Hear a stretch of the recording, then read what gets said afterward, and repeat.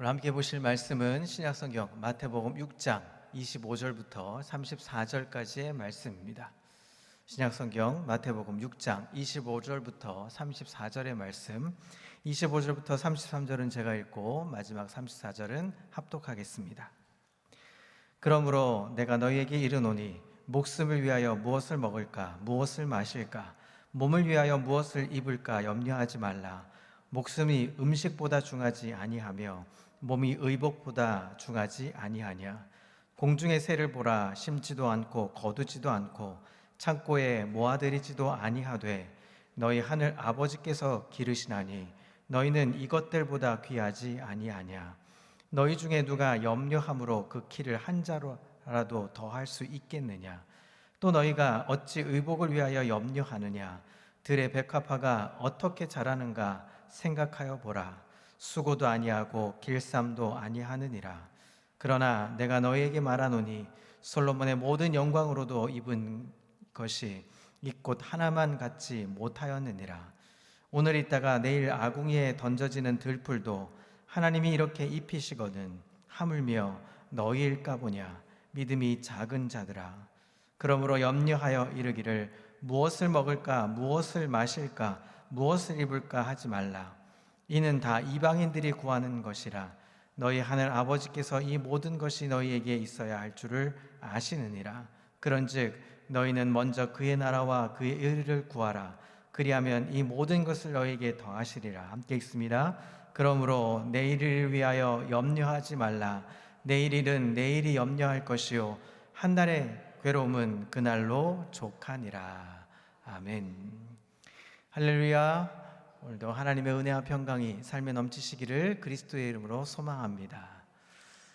오늘 이 본문의 이야기는 사실상 우리 지난 주일 오후 예배 때 담임 목사님께서 설교하신 내용과 많은 부분 일치를 합니다. 그래서 사실은 염려하지 말라 그랬는데 염려가 한 자라도 커졌었습니다. 한 주간 동안 목사님 지난 주일에 오후에 말씀하셨던 내용들이 좀 겹쳐지는 부분이 있는데 어떻게 하면 좋을까? 본문을 바꿔서 목사님께 말씀드리고 본문을 바꿔볼까?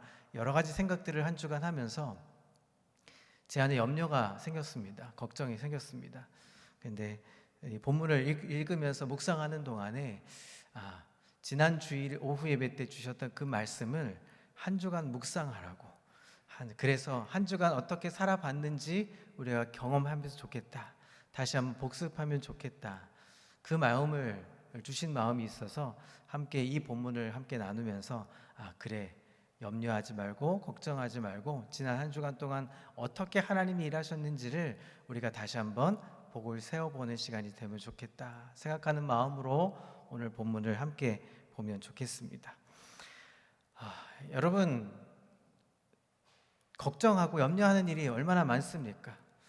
오늘도 어제 이렇게 우리가 눈을 많이 첫눈이 그렇게 많이 와서 걱정을 했습니다. 새벽에 과연 어떻게 할 수 있을까? 우리 어르신들이 새벽 예배 아침에 예배를 드려야 오셔야 되는데 얼마나 예배를 드리실 수 있을까? 이런 염려들이 있었을 겁니다. 우리에게 수도 없이 많은 하루의 삶 속에 걱정과 염려가 많이 찾아옵니다. 여러분, 오늘은 어떻게 사셨습니까? 오늘 본문 마지막 34절 한 번 더 읽고 이제 말씀을 들여다보도록 하겠습니다. 한 번 더 읽겠습니다. 그러므로 내일 일을 위하여 염려하지 말라. 내일 일은 내일이 염려할 것이요 한 날의 괴로움은 그날로 족하니라. 여러분 잘 아시는 영성신학자 헨리 나우엔이라는 사람이 있습니다. 이분이 재밌는 표현을 했습니다. 염려에 대해서 이렇게 표현을 했습니다. 염려한다는 것은 아직 내 앞에 오지도 않은 시간과 장소를 무언가로 가득 채우려고 하는 것이다. 이 말을 남겼습니다. 말을 좀 바꾸어서 얘기하면 마음이 혹시라는 단어로 가득 찬 것이다 라는 것입니다. 혹시. 여러분 오늘 혹시라는 단어를 많이 쓰셔보셨습니까? 혹시 내가 병에 걸리는 건 아닐까? 혹시 자동차 사고는 나지 않을까? 혹시 내가 길을 가다가 넘어지는 것은 아닐까? 혹시 시집 못 가고 장가 못 가는 것은 아닐까? 혹시 학교에 간 아이가 갑자기 무슨 일이 생기는 건 아닐까? 혹시 오늘 이 단어를 많이 쓰셨습니까? 우리에게 이런 식으로 아직도 오지 않은 이 시간과 장소를 가득 채우는 것이 염려라고 말합니다. 얼마나 어리석은 행동인지 모릅니다. 이런 혹시가 우리 마음에 가득 채워지면, 염려로 자꾸 가득 차오르면 불안해집니다. 그리고 두려워집니다. 의심이 많아지기 시작합니다. 탐욕이 생기고 조급해지고, 그리고 나중에는 우울해져 버립니다. 그래서 우리가 겪는 대부분의 고통은 어떤 것입니까? 이와 같은 쓸데없는 염려와 깊은 관계를 맺고 있습니다. 이것은 우리의 영적인 삶을 해치고 망가뜨려 버립니다. 염려는 우리 안에서 자유롭게 함께 호흡하시고 우리의 영혼을 날마다 새롭게 창조하시고자 하는 이 성령님의 발목을 잡는 행위가 되는 것입니다. 따라서 염려하면 내가 비참해질 수밖에 없는 것이죠. 여러분, 아직도 나에게 오지 않는 내일을 놓고 왜 그렇게 염려하고 계십니까? 한 주간 담임 목사님께서 오후에 내일 일을 자랑하지 말며 마지막 끝에 염려하지 말라고 말씀하셨는데, 우리 한 주간 얼마나 실천하면서 염려하지 않고 살고 계셨습니까? 그런데 사실은 많은 염려가 우리에게 찾아온다는 사실은 우리가 부정할 수 없습니다. 오늘 본문은 우리가 이 땅에서 어떻게 살아야 할지 그래서 다시 한번 되뇌어 줍니다. 내일 일을 염려가 조금 어감이 좀 깊게 다가오지 않으신가요? 그러면 걱정이란 단어로 한번 표현해 보겠습니다. 내일 일을 걱정하지 말라. 이 말씀은 미래에 대한 어떤 계획이나 준비 없이 아무렇게 살라는 그런 말씀이 아니죠. 예수님은 누가복음 14장에 28절 이후에 보면 예수님은 미래에 대해서 철저히 준비와 계획을 하라고 말씀하고 계십니다. 탑을 세우려고 한다면 완공될 때까지 비용을 계산해 보아라. 전쟁을 하면 과연 그 전쟁에 승산이 있는지 정확히 판단해 보아라.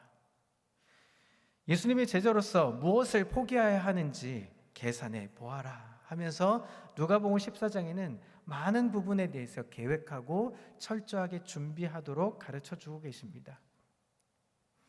사도 바울은 더 나아가서 이렇게 말합니다. 일하기 싫어하거든 먹게 하지도 말라. 갈라디아서 6장 7절의 말씀은 이렇게 말씀합니다. 스스로 속이지 말라. 하나님은 업신 여김을 받지 아니하시나니 사람이 무엇으로 심든지 그대로 거두리라고 경고까지 하셨습니다. 여러분, 내일 일을 걱정하지 말라 하는 이 말씀은 내일에 대해서 준비 없이 오늘의 의무를 저버리지 말라는 것이 아닙니다. 어떤 사람들은 내일 죽을 것이니까 그것마저도 먹고 마시고 흥청거리며 살자 하며 생각하며 살아가는 사람도 있을지 모릅니다. 이러한 생각을 하는 사람은 내일에 대한 걱정이 없는 것이 아닙니다. 내일에 대한 걱정이 아주 가득 차서 회피하고 잊어버리고자 하는 이 마취 상태로 들어가는 행위죠. 여러분, 내일 일을 걱정하지 말라는 이 말씀은 걱정으로 내일을 맞이하지 말라고 하는 말씀인 것입니다. 걱정으로 내일을 준비하고 내일을 맞이할 필요가 없다는 말씀입니다. 내일을 걱정하는 삶을 살지 말라는 의미를 담고 있는 것입니다. 자, 그러면 어떻게 하면 믿음 안에서 내일을 걱정하지 않고 살 수 있을까요? 오늘 본문을 들여다보니까 예수님께서는 공중에 나는 새와 들의 백합화를 보라고 말씀하십니다. 자연 만물에 하나님의 손길을 담아서 진리와 섭리를 발견할 수 있죠.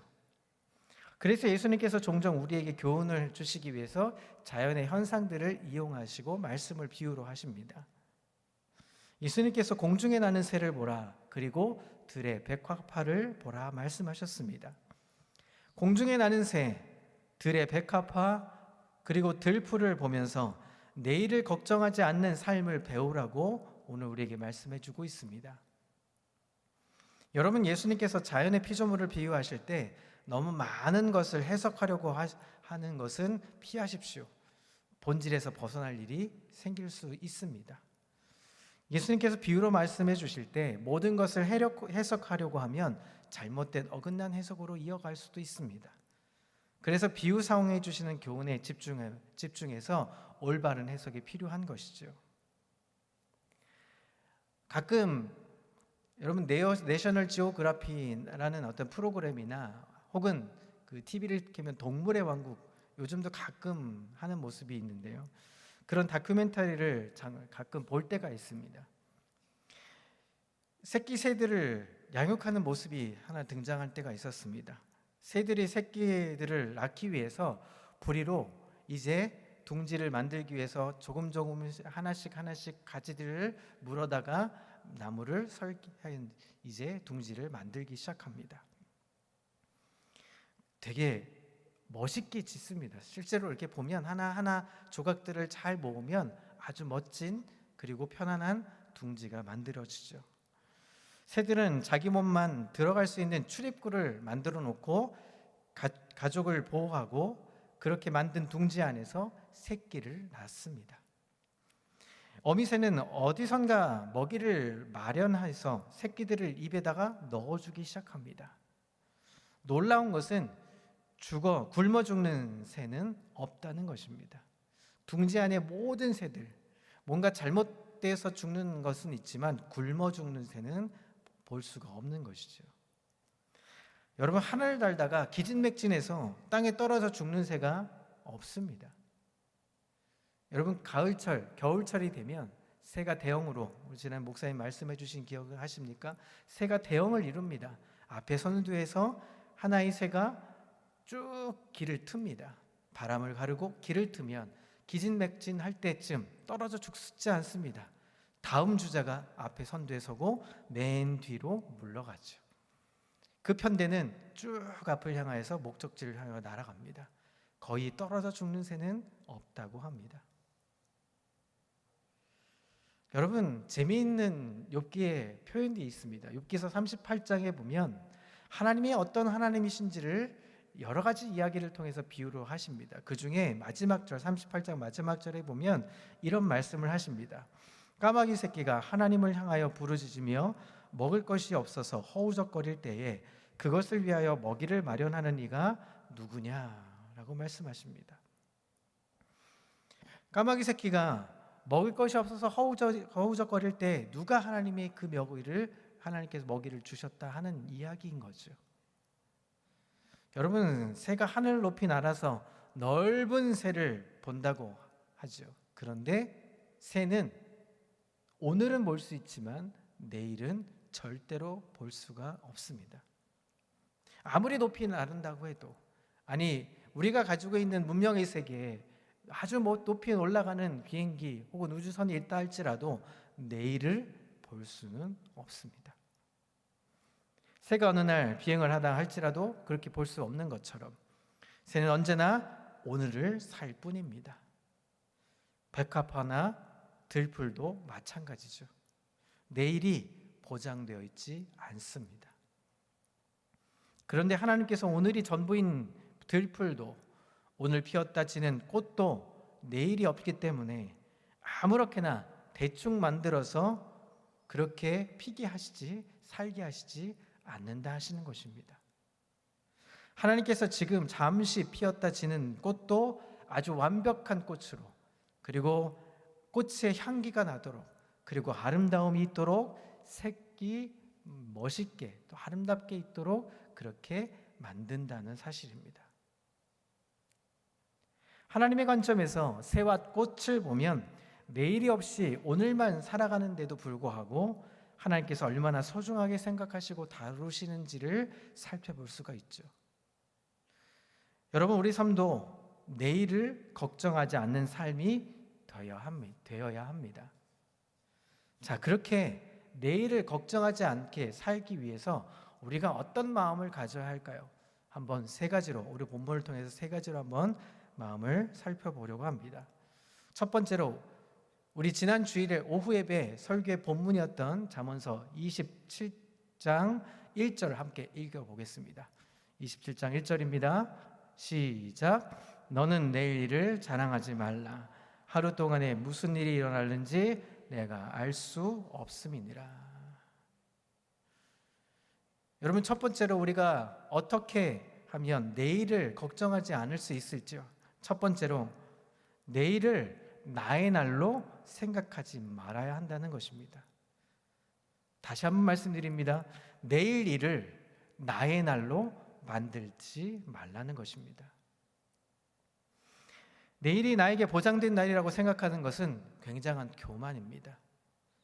하나님의 주권 넘어서는 행위이죠. 우리가 내일 일을 얼마나 알 수 있겠습니까? 여러분, 직장에서 일을 마치고 저녁에 돌아와서 가족들과 함께 식사를 하고 쉬려고 했던 직장인이 갑자기 퇴근길에서 쓰러졌습니다. 우리는 내일이 보장되어 있지 않을 뿐만 아니라 이후의 시간도 보장된 사람들이 아닙니다. 내일은 나의 날이 아니기 때문입니다. 우리는 하나님께서 주신 날만 살 뿐입니다. 오늘을 산다는 건 하나님이 주신 날을 산다는 것이죠. 하늘에 나는 새가 내일을 계산하지 않고 오늘만 살아가고 내일이 보장되지 않고 불에 던져질지 모르는 그 들풀처럼 오늘만 우리에게 허락되었다는 사실을 우리가 기억해야만 합니다. 오늘이 나의 마지막 날이라는 이 종말 의식을 가지고 살게 되면 내일에 대한 걱정을 가질 필요가 없습니다. 여러분, 오늘 하루 어떻게 사셨습니까? 기쁘고 감사하게 사셨습니까? 아니면 염려함으로 사셨습니까? 제가 가끔 설 강단에 서서 말씀을 전할 때 한 예화를 자주 등장합니다. 중병에 걸려서 갑자기 암에 걸려서 이제 3개월도 채 살지 못한 한 성도분이 계셨습니다. 그 통지를 받은 성도님 가정을 위로하고자 예배드리기 위해서 함께 식구들과 함께 방문을 했습니다. 그 사실을 알게 된 이 성도님께서 그 가정을 위로하려고 갔더니 이런 말씀을 하는 겁니다. 목사님, 병원에서 저에게 앞으로 3개월도 채 살 수 없다라고 말합니다. 그런데 제 마음이 아프지가 않습니다. 제 마음이 슬프지 않습니다. 왜냐하면 저는 매일매일 오늘이 마지막이라고 살아왔기 때문입니다. 나에게는 내일이 없다고 여기면서 오늘 마지막이라고 생각하며 하루하루를 그렇게 감사하며 살아왔기 때문에 저에게는 슬프지가 않습니다. 3개월이나 남았으니까요. 3개월 동안 할 일이 많으니까요. 감사했습니다. 감사하고 그렇게 살아가려고 합니다. 그날 함께 같이 위로하고자 같이 방문했던 모든 성도들이 함께 울면서 회개했습니다. 아, 위로가 필요한 게 아니라 감사해야 되겠구나. 여러분, 내일은 나의 날이 아닙니다. 그러면 내일이 나의 날이 아니라면 여러분 어떻게 살아야 합니까? 아무렇게나 살아도 되겠습니까? 그렇지 않다는 것이죠. 오늘이 나의 마지막 날이라고 생각하며 살아야 한다는 것입니다.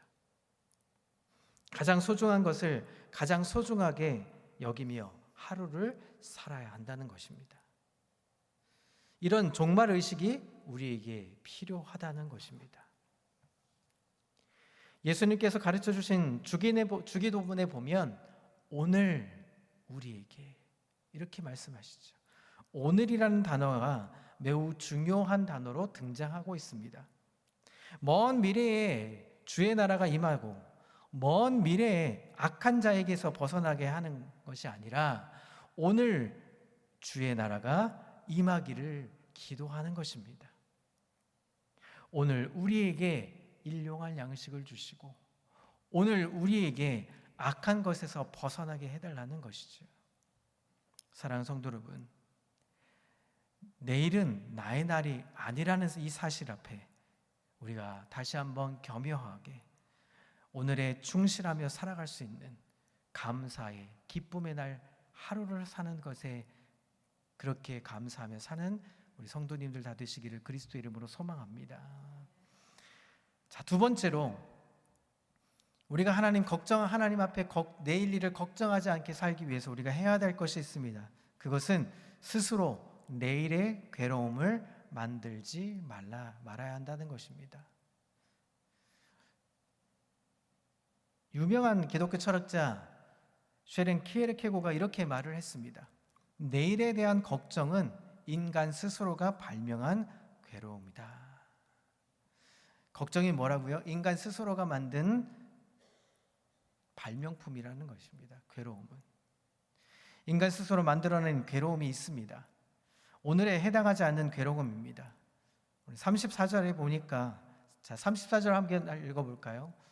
자, 함께 읽어보겠습니다. 그러므로 시작. 그러므로 내일 일을 말라. 내일 일은 내일이 염려할 것이요 한날의 괴로움은 그날로 족하니라. 한날의 괴로움은 그날에 겪는 것으로 충분하다 하는 것입니다. 예수님께서는 우리에게 괴로움이 없을 것이다 라고 말씀하시지 않으셨습니다. 괴로움이 있다라고 명제로 다루셨습니다. 그날 괴로움이 우리에게 찾아옵니다. 오늘의 괴로움이 있고 내일이 주어진다면 내일의 괴로움도 있을 것입니다. 여러분, 오늘 괴롭고 오늘 걱정했던 것들이 내일은 없어진다 장담할 수 없습니다. 내일도 괴롭고 고통스럽고 외로울 수도 있고 힘들 수도 있습니다. 그러나 복음은 세상의 괴로움이 없어질 거라고 보장하지 않습니다. 괴로움이 잠시 있을 것이라고 보장하지 않고 있습니다. 복음은 우리 인생에 괴로움이 존재하고 그 괴로움을 두려워하지 않고 이기고 괴로움 속에서 하나님의 섭리를 체험하는 삶을 설명해 주고 있는 것입니다. 그래서 복음은 내일 일은 내일이 맡아서 걱정할 것이요 라고 말씀하고 있는 것이죠. 내일 일은 내일이 알아서 할 거니까 너희는 걱정하지 말라라 라고 말씀하시는 겁니다. 여러분, 내일의 주인은 누구이십니까? 하나님이십니다. 만약 하나님께서 내일을 주신다면 내일의 주인은 하나님이십니다. 하나님이 주신 괴로움이라면 하나님께서 이길 힘도 우리에게 주실 것입니다. 그것이 바로 이 믿음을 가지라고 우리에게 말씀해주고 있는 것입니다.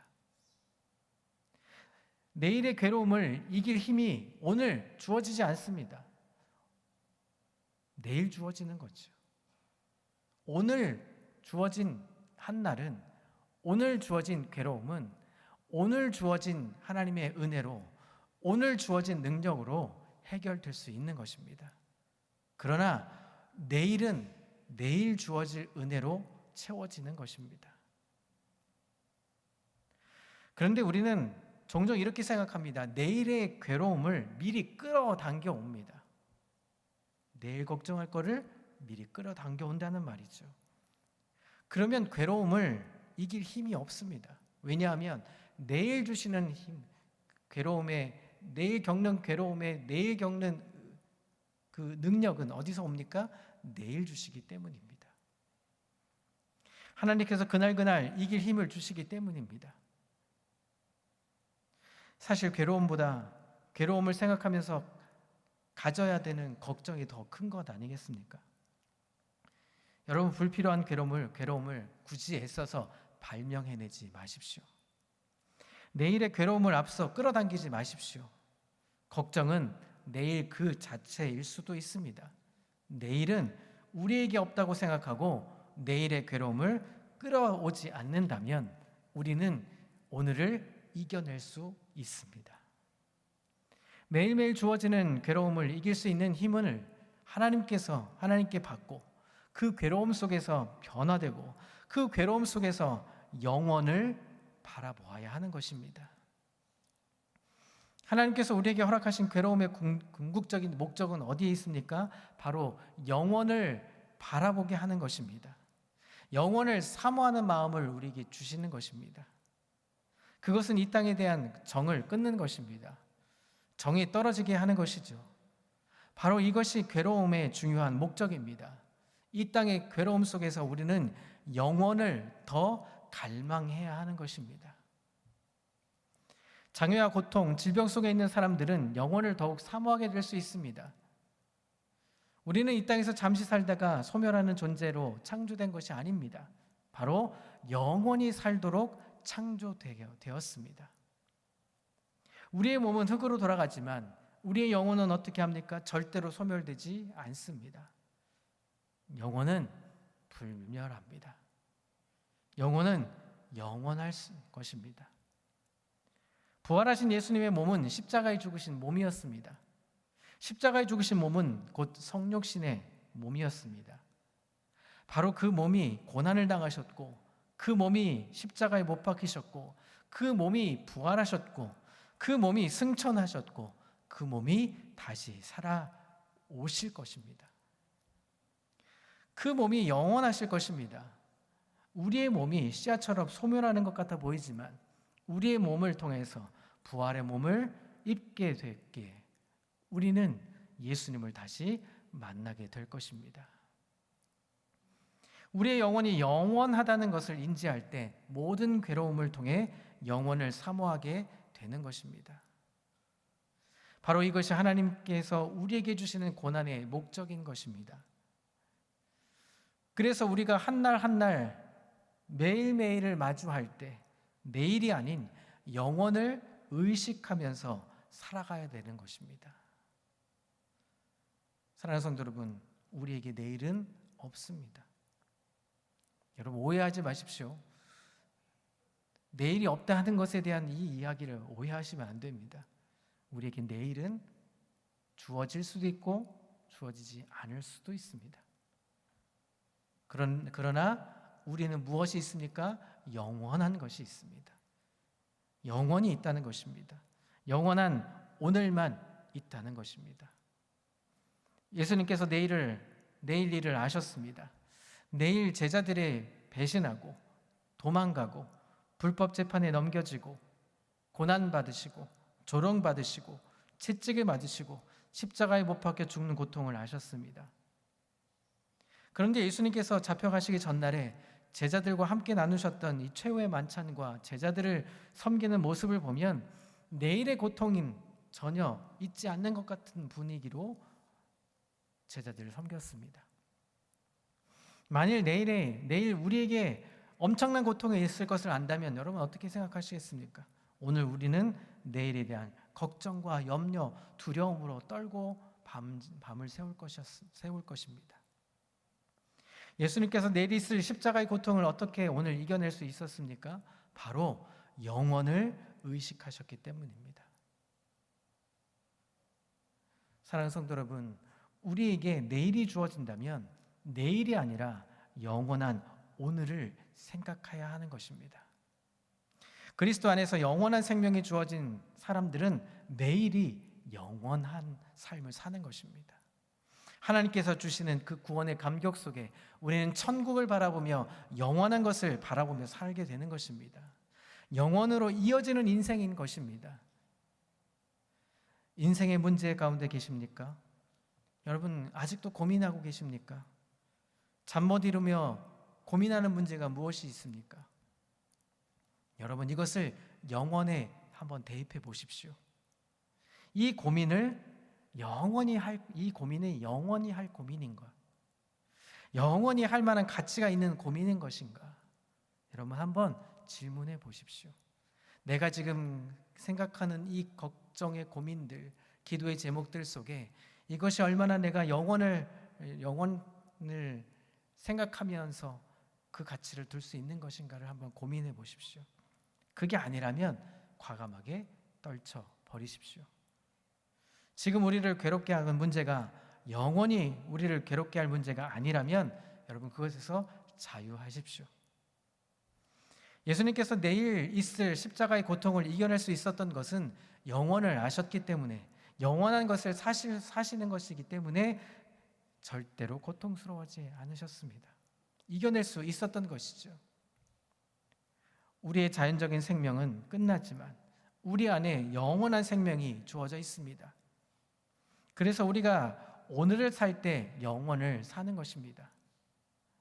내일은 없지만 영원은 있습니다. 내일은 나의 날이 아니지만 하나님께서 내일을 허락하신다면 우리는 영원에 속한 오늘을 살게 되는 것입니다. 매일매일 영원에 속한 인생으로 살아갈 때 내일에 대한 걱정이 우리를 무너뜨릴 수 없습니다. 내일의 괴로움이 있다면 그 괴로움을 이길 힘을 내일의 주인이 되신 하나님께서 우리에게 주시기 때문입니다. 하루하루 살아가는 인생이 바로 믿음의 삶이기 때문입니다. 예수님은 내일에 대한 걱정을 하는 사람들을 믿음이 작은 자라고 얘기하셨습니다. 내일이 나의 날이라고 생각하고 내일의 걱정을 오늘 가져와서 괴로워하고 영원에 속한 인생을 바라보지 못하고 좁은 시각으로 인생을 바라보는 사람을 가리켜 믿음이 작은 자라고 말씀하셨습니다. 사랑하는 성도 여러분, 우리는 오늘을 영원처럼 살아야 합니다. 내일 주실 일을 구태여 끌어당기지 마십시오. 내일 일은 내일 염려할 수 있습니다. 그러나 그 염려 속에 하나님은 이길 수 있는 힘도 허락해 주시는 것입니다. 그러기에 우리는 자유할 수 있는 것입니다. 우리 스스로 괴로움이라는 발명품을 만들지 않을 수 있는 아름다운 하나님의 사람 되시기를 그리스도의 이름으로 소망합니다. 예수님께서는 걱정에 대한 이야기를 하시면서 우리에게 세 가지 믿음을 우리에게 보여주셨습니다. 마지막으로 그 세 가지에 대한 이야기를 하고 이제 말씀을 마쳐보려고 합니다. 여러분, 첫 번째 세 가지 믿음이 필요한데 첫 번째는 따라해 보실까요? 하물며의 믿음. 그것이 30절에 오늘 본문의 30절에 나오고 있습니다. 30절 함께 읽습니다. 시작. 오늘 있다가 내일 아궁이에 던져지는 들풀도 하나님이 이렇게 입히시거든 하물며 너일까 보냐 믿음이 작은 자들아. 여러분, 성경을 암송할 때 우리 완벽하게 외워야 암송하는 것은 아니죠. 그 말씀의 능력을 믿는 게 진짜 암송의 그 핵심 포인트죠. 저 공중의 새도 먹이시는 하나님, 저 하늘에 있다가 불에 던져지는 들풀도 아름답게 입히시는 하나님께서 하물며 나와 같이 하나님의 형상대로 지음받은 이를 돌보시지 않겠느냐 하는 이 말씀 속에 우리는 어떤 믿음이 필요합니까? 하물며. 다른 어떤 것도 비교할 수 없을 만큼 하나님의 은혜 받은 우리는 하물며의 믿음이 필요하다는 것입니다. 두 번째의 믿음은 따라해 보실까요? 아신다의 믿음. 아신다의 믿음은 32절에 나와 있습니다. 32절을 함께 읽습니다. 이는 다 이방인들이 구하는 것이라 너희 하나님 아버지께서 이 모든 것이 너희에게 있어야 할 줄을 아시느니라. 하나님께서는 우리의 모든 필요를 아십니다. 하나님이 우리의 필요를 모르기 때문에 알려드리는 위해서 우리가 기도하는 것이 아닙니다. 우리가 모르기 때문이죠. 하나님께서 주신 줄도 모르고 내 능력으로 얻은 줄 착각하고 우리는 착각하면서 기도하고 있습니다. 하나님께서는 모든 것을 아십니다. 우리가 오늘 기도하는 기도의 모든 이야기들은 하나님이 이미 알고 계십니다. 그렇다면 우리가 무엇만 하면 됩니까? 걱정할 필요 없이 하나님이 알고 계시는 그 하나님께 우리가 나아가면 되는 것입니다. 세 번째 믿음은 무엇을 요구하시는가? 따라해 볼까요? 더해 주시는 믿음. 더해 주신다의 믿음이 필요한 것입니다. 자, 33절을 보겠습니다. 함께 읽습니다. 그런즉 너희는 먼저 그의 나라와 그의 의를 구하라. 그리하면 이 모든 것을 너희에게 더하시리라. 뭐 하십니까? 더해 주신다는 것입니다. 재미있는 예화가 하나 있습니다. 홍해선교회를 만들어서 40년 동안 중동 선교를 하셨던 캐나다의 한 의료 선교사님께서 선교사님에게 이렇게 질문을 한 인터뷰가 있습니다. 40년 동안 어떻게 이 많은 사역을 감당하셨습니까? 어느 단체가 후원을 했습니까? 라고 질문했는데 이렇게 답을 했다고 합니다. 저의 후원 단체는 마태복음 6장 33절입니다. 먼저 그의 나라와 그의 의를 구하는 자에게 모든 것을 더해 주시는 하나님에 대한 믿음을 보였다 하는 것이죠. 먼저 구하라는 것은 앞서 우리가 말하는 의식주를 비롯한 모든 삶의 필요를 하나님께서 무시하신다는 뜻이 아니라는 사실입니다. 이것은 염세주의나 폐쇄주의, 극단적인 금욕주의를 말씀하시는 것도 아닙니다. 우선주의를 말씀하신 것입니다. 먼저 우리에게 필요한 걱정이 있다면 나머지는 걱정하지 않아도 되는 것입니다. 진짜 걱정해야 할 걱정이 따로 있는 것이죠. 내 안에 먼저 그의 나라와 그의 의에 대한 간절함이 있는지를 걱정하라는 것입니다. 그의 나라와 그의 의를 구하기 위해서 우리가 걱정하라는 것입니다. 나머지 걱정은 할 필요가 없다는 말씀입니다. 진짜 걱정해야 할 것은 우리 안에 하나님의 나라가, 하나님의 의가 있는지, 우리 안에 영생이 있는지, 우리 안에 합당한 믿음이 있는지, 우리 안에 부활의 소망이 있는지를 걱정하라는 것입니다. 우리에게 하나님의 뜻대로 하는 근심만 있어야 한다는 것을 우리에게 보여주고 있는 것입니다. 여러분, C.S. 루이스가 우선순위에 대한 재미난 이야기를 했습니다. 이거 잘 들으셔야 됩니다. 제가 잘 설명을 해볼 테니까 잘 들으셔야 합니다. 자, 두 번째 것들을 첫 번째 놓게 되면 두 번째 거를 첫 번째 먼저 놓게 되면 어떻게 됩니까? 그것을 얻을 수가 없다. 첫 번째 것을 첫 번째 놓을 때 두 번째 것을 얻을 수 있다. 첫 번째 것을 첫 번째 올려놓을 때 두 번째 것을 억눌려지지 않고 오히려 증가한다. 이해되십니까? 안 되시죠? 첫 번째와 두 번째. 자, 첫 번째와 두 번째가 있습니다. 두 번째를 먼저 놓으면 첫 번째는 있을 수가 없다는 말입니다. 먼저 무엇을 해야 됩니까? 첫 번째를 먼저 놓으라 말씀입니다. 그것은 무엇입니까? 우리의 우선순위가 먼저 하나님께 나가야 한다는 것입니다. 그럴 때 두 번째가 있고 세 번째가 있고 네 번째가 있다는 말씀입니다. 하나의 그림을 보고 이제 말씀을 정리하겠습니다. 그림 하나 좀 띄워주시죠. 인형들이 좀 등장합니다. 인형들 앞에 걱정이란 단어가 있습니다. 이것은 어떠한 회사의 광고에 나오는 인형들입니다. 이름하여 걱정 인형입니다. 걱정 인형. 고대 과테말라에 이 마야 문명의 사람들이 했던 행위가 있습니다. 그것은 밤에 잘 때 나무로 만든 인형을 하나 만들어서 베개 속에다 집어넣고 잡니다. 그러면 그 베개 속에 있는 이 걱정 인형이 모든 걱정을 다 가지고 싹 없애준다. 그래서 이름하여 걱정 인형이 있습니다. 여러분, 하나님은 우리의 모든 걱정을 다 가져가십니다. 걱정 인형이 가져가는 것이 아니라 하나님이 가져가시는 것입니다. 우리가 굳이 애써서 걱정할 필요가 없는 것이죠. 그래서 우리는 내일 일을 염려할 필요가 없는 것입니다.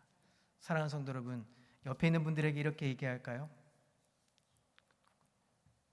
그대여, 옆에를 보시면서 그대여, 아무 걱정하지 말아요. 하나님이 함께 하십니다. 기도하겠습니다. 하나님 아버지, 오늘 말씀 속에